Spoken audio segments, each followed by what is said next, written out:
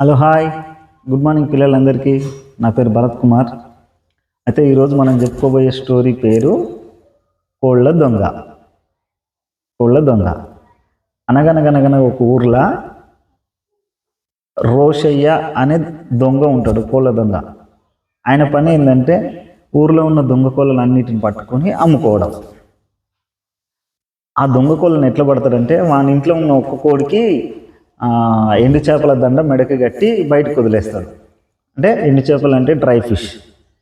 ఆ dry fish దండ కట్టి బయటకు వదిలేయడం వల్ల వేరే కోళ్ళు ఆ డ్రై ఫిష్ ఆశకు వీని కోళ్ళ వెంట పరిగెట్టుకుంటా వచ్చేస్తుంటాయి. రోజు ఆ వచ్చిన కోళ్ళను పట్టుకొని ఆ కోళ్ళకు రంగులు మారుస్తాడు. రంగులు మార్చి బయట అమ్ముకుంటాడు అన్నమాట. అయితే ఊర్లో ఇట్లనే కోళ్ళన్నీ మాయమవుతున్నాయి, కానీ ఎవరు కనిపెట్టలేకపోతారు. అయితే ఆ ఊర్లో చిన్న అని ఒక అబ్బాయి ఉంటాడు. ఆ అబ్బాయి మంచిగా ఇష్టంగా 2 కోడి పుంజులు ఒక పిల్లిని సాదుకుంటాడు. మామూలుగా పిల్లిని చూస్తే కోళ్ళు భయపడతాయి కదా, కానీ ఈయన కోడి పుంజులు పిల్లి మంచిగా కలిసి ఆడుకుంటుంటాయి అన్నమాట.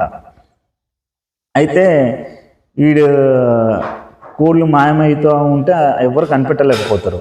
ఒకరోజు ఈ చిన్నగాని కోళ్ళు కూడా మాయమవుతాయి. ఈ చిన్నగాని కోళ్ళు కూడా మాయమైపోతే ఏంది నా కోళ్ళు మాయమైపోయినాయి అని చెప్పేసి బాగా టెన్షన్ పడుతుంటాడు. అయితే ఒకరోజు ఏం చేస్తాడు, ఈ ఊర్లో ఈ చేపల దండ వేసుకొని తిరుగుతున్న కోడిపుంజుని చూస్తాడు. ఏంది ఇది చేపల దండ వేసుకొని తిరుగుతుందని చెప్పేసి దాని వెనకాల పడతాడు. దాని వెనకాల పడుతుంటే ఒక విషయం గమనిస్తాడు. ఆ చేపల దండ ఆశకు వేరే కోడిపుంజులన్నీ వచ్చి ఆ రోషయ్య ఇంటికి పోవడం చూస్తాడు. అమ్మా, అయితే ఈ రోషయ్య ఇంట్లో ఏదో జరుగుతుందని అనుమానం వస్తుంది. అనుమానం వచ్చి ఇంకో రోజు ఏం చేస్తాడు, ఈ చిన్నగాడు బాగా హంటింగ్ చేస్తాడు అన్నమాట. ఉడతలు, కుందేళ్ళు, చిన్న చిన్నవి అవి వానికి కావాల్సిన నాన్ వెజ్ కోసము తినడానికి కోసం హంటింగ్ చేస్తాడు. షికార్ అంటారు కదా, షికార్ చేసి పూట గడుపుకుంటుంటాడు అన్నమాట. అయితే ఒకరోజు ఈయన బాగా తాగినట్టు చిన్నగాడు రోషయ్య ఇంటికి పోతాడు. రోషయ్య ఇంటికి పోయేసి ఏమంటాడు, ఆడు పోయేసరికి కలర్లు వేస్తుంటాడు రోషయ్య.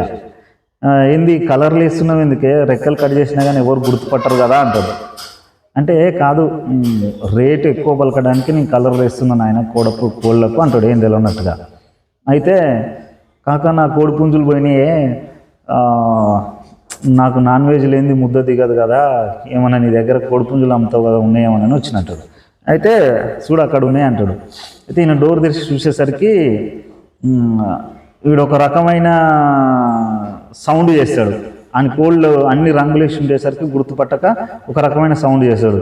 ఇట్లా అనగానే మన కోళ్ళు 2 ఇట్లా చూస్తుంటాయి అన్నమాట. వీనికి వెళ్ళి చిన్నగానికి వెళ్ళి, అమ్మ నా కోళ్ళు ఇళ్ళనే ఉన్నాయని గుర్తుపడతాడు. గుర్తుపట్టి అప్పుడు ఇక ఈ రోషయ్యతో మాట మారుతాడు. ఈ అమ్మ ఈ కోళ్ళన్నీ చిన్న చిన్నవి ఉన్నాయి, నేనేడ తింటానే, నాకు కొంచెం పెద్ద కోళ్ళు కావాలని చెప్పేసి అప్పటికి తప్పించుకొని ఇక పోతాడు బయటికి. ఇక వీనికి కోపం వచ్చి ఏం చేస్తాడు, ఒకరోజు పిల్లిని ఆ రొయ్యల అది డ్రై ఫిష్ దండ వేసుకొని వచ్చిన కోడిపుంజు మీదకి వీని పిల్లిని ఇసుకు అంటాడు అనమాట. ఆ పిల్లి పోయి దాన్ని మెడ పట్టేసి కొరికేస్తుంది. ఆ ఎండు చేపలు కట్టుకొని వచ్చింది దాన్ని. అయితే ఆ రోషయ్య ఏం చేస్తాడు, అమ్మో అయ్యో నా కోడిపుంజు తింటది వీని పిల్లి అని చెప్పేసి వాడే పెద్ద మనుషుల దగ్గరికి పోతాడు అనమాట. పోయి పనిలో పని వీని మీదకే దోషి వచ్చి కోడిపుంజుల దొంగతనం వీడే చేస్తుందని చెప్పేసి పెద్ద మనిషికి చెప్తాడు.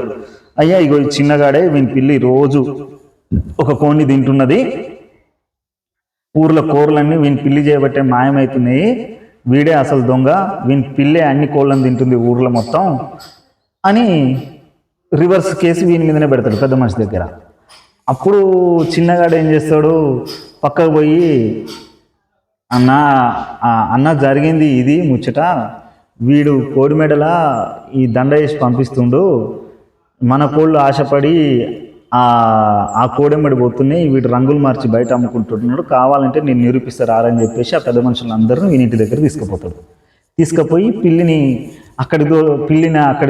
పిల్లిని ఆ రూమ్లోకి తోలుతాడు.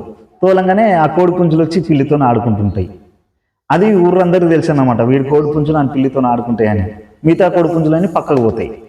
అప్పుడు ఇక అందరూ గుర్తుపడతారు, నిజమే వీడు ఇట్లా చేస్తున్నాడు అని చెప్పేసి. వాడిని ఏం చేస్తారు, ఎవరు కోడి పుంజులు వాళ్ళు తీసేసుకొని నీళ్ళు జల్లేసేసరికి ఆ రంగులని పోయి కోడిపుంజులన్నీ గుర్తుపడతారు. ఎవరు కోడిపుంజులు వాళ్ళు తీసుకొని పోతారు. ఈ రోషిగానికి శిక్ష ఇస్తారన్నమాట. అది స్టోరీ.